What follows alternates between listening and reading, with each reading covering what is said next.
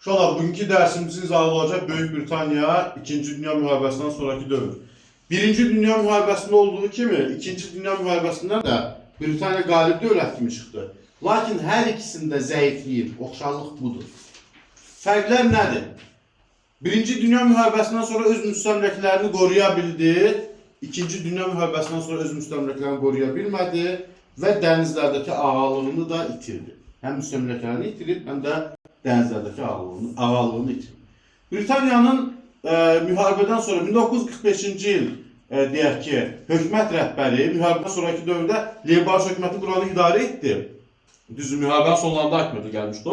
Milliləşdirmə siyasəti yeritdi. Əhaliyə pulsuz tibbi yardım etdi. Xarici siyasətdə ABŞ-la müttəfiqlik münasibətləri yaratdı və 1949-cu ildə Britaniya NATO-ya qoşuldu. Onun dövründə vergilərin artırılması və talon sisteminə görə o nüfuzdan düşdü və növbəti seçkilərdə hakimiyyətə gəldilər mühafizəkarlar. Mühafizəkarların lideri Winston Churchill idi, hansı ki, Böyük Britaniya məhz onun dövründə müharibədən qalib dövlət kimi çıxmışdı. O 1951-55-ci illərdə Britaniyanı idarə etdi. Özəlləşdirmə siyasəti yeritdi və müstəmləkələrə müstəqillik verdi. Nə Clement Attlee, nə də Winston Churchill müstəmləkələri qoruya bilmədi. Bu dövrdə 50-ci illərdə Avropa dövlətləri arasında inteqrasiya, bir-birinə yaxınlaşma getdiyi halda Böyük Britaniya bu proseslərdə iştirak etmirdi. Ənənəvi olaraq qitə işlərinə qarışmırdı. Buna görə də 1957-ci ildə yaradılan Avropa İqtisadi Birliyinə Britaniya yalnız 1973-cü ildə daxil oldu və 2020-ci ildə Brexit planı ilə oradan çıxdı.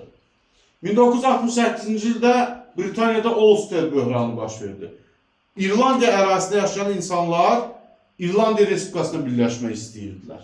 Və Böyük Britaniya ona görə çarəsiz qalaraq deməli, İrlandiyada muxtariyyət hüquqlarını genişləndirir və 90-cı illərdə Wales və Şotlandiyanın muxtariyyət hüquqlarını genişləndirir. Böyük Britaniyada mühafizəkarlar növbəti dəfə Margaret Thatcherin rəhbərliyi ilə 1979-1990-cı illərdə dövləti idarə edirlər.